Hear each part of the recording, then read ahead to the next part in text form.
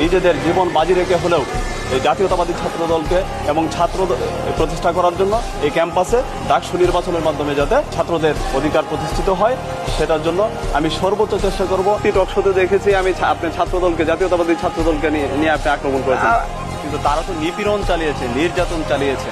ঠিক আছে, আমরা দেখেছি লাইট বন্ধ করে দিয়ে হামলা চালিয়েছে সাধারণ শিক্ষার্থীদের উপর। সাদ্দাম বলেছেন যে প্রশ্ন ফাঁসের বিরুদ্ধে তারা আন্দোলন করেছেন। আমি তো যতটুকু জানি সেটা হচ্ছে প্রশ্ন ফাঁসের সাথে প্রত্যক্ষ এবং পরোক্ষভাবে জড়িত হচ্ছে বাংলাদেশ ছাত্রলীগ। বিভিন্ন হল এবং কেন্দ্রীয় সংসদে যারা প্রার্থী রয়েছে তাদেরকে বিভিন্নভাবে হুমকি দামকি দিচ্ছে।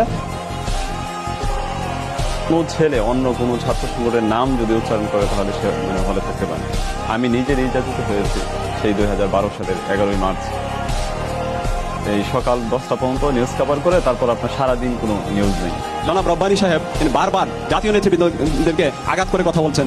আমাদের নেতা জনাব তারেক রহমান কখনোই বলেছে যে শিবির এবং আপনার ছাত্রদল একে অপরের এক মায়ের পেটে দুই ভাই। এই কথাটা আমি তীব্র প্রতিবাদ জানাই, কারণ জনাব তারেক রহমান সবসময় আপনার প্রগতির রাজনীতিতে বিশ্বাসী। জনাব তারেক রহমান বাংলাদেশের উন্নয়নের জাস্ট প্রগ্রেসিভ রাজনীতিতে বিশ্বাসী। আমার সাথে যেসব প্রার্থীরা রয়েছে তাদেরকে বিভিন্নভাবে হেনস্থা করা হচ্ছে।